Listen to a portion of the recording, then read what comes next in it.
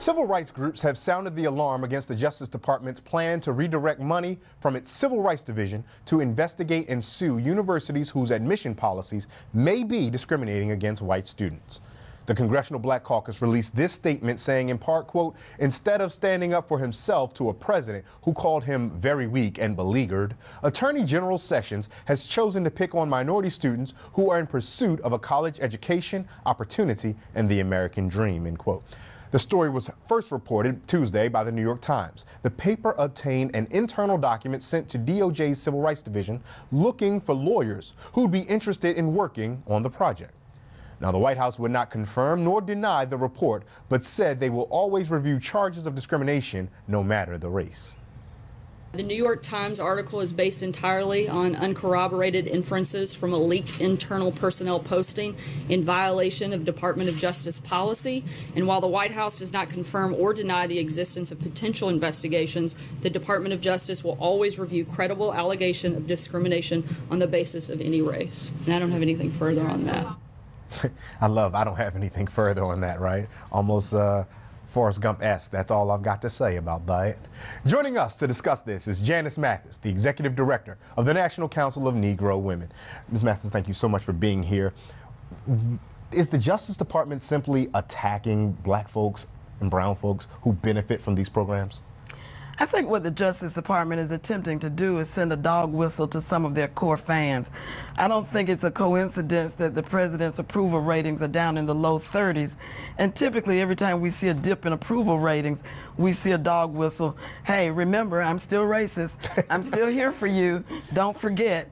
And so I think there's a little bit of drama, a little bit of theater. I'm confident, though, that if there is an investigation, that we do the investigation before we file the lawsuits, they will find that affirmative action has been consistently upheld by the courts. It is favored by the military and by corporate America. There's a long history of approval of these really very conservative practices for intentional inclusion. So I think that we'll be gratified in the end to find that affirmative action will withstand the attack. The DOJ is saying that this was just a personnel announcement, almost alluding to your point about this being theater. Is this something then, because of them acknowledging that it's just a personnel announcement, that folks should not be concerned about? Well, to be honest with you, I considered Mr. Sessions one of the most dangerous men in government. I've been concerned about the direction that he would take. I don't think that he is taking this cue altogether from the White House. If you look at his record, he's been an outlier the entire time he was in the Senate. If you look at Alabama, it is almost a failed state. Poverty abounds, there's no economic development, there's not jobs. You're looking at someone who is a true believer in the causes of the old Confederacy. People are saying that affirmative action initially was intended to address an ill that was earlier going on, but now that we may not even need that anymore. Is that a fair reading? Well, I think not. Ruth Bader Ginsburg said something back in 2003 that remains true today. To pretend that history doesn't matter and the present doesn't exist. We still need these policies, and tell you the truth, we ought to be doing more affirmative action rather than less.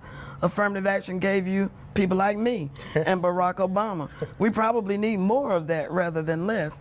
If you look at African American men, if you don't go to college, you have a 30% chance of being arrested. If you do, that chance drops to 5%. Seems like we'd want a lot more of that, you think?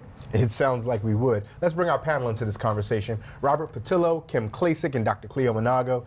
Kim, we've heard sound bites, we've had panelists, and we now have guests, all giving voice to the blatant racism of Attorney General Jeff Sessions. Is he someone that, as a black conservative, you stand behind?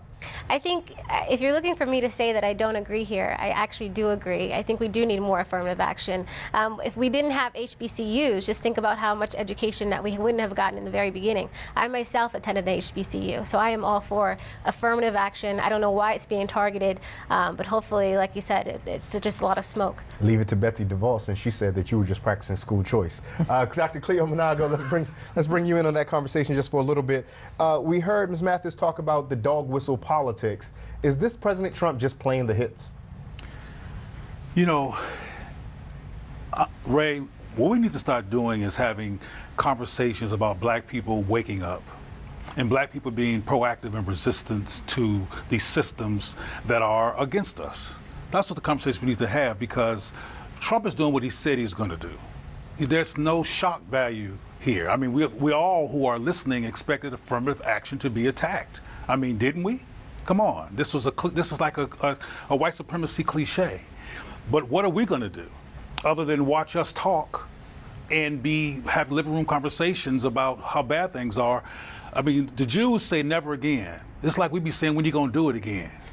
Right. And so I think we need to start talking about how we're going to step up and not be passive in the presence of attack on us as black people. Ms. Matthews, you want to jump in? I hear your frustration, and I share it to some extent, but it's not fair to say that we're not doing anything. If you saw Twitter light up, I don't mean as soon as well, I mean not just me, but Twitter lit up as soon as the announcement was made, and I tell you. And what does that do? That it tells the Supreme Court. It tells the Supreme Court, who read the newspapers and watch Twitter, don't go there.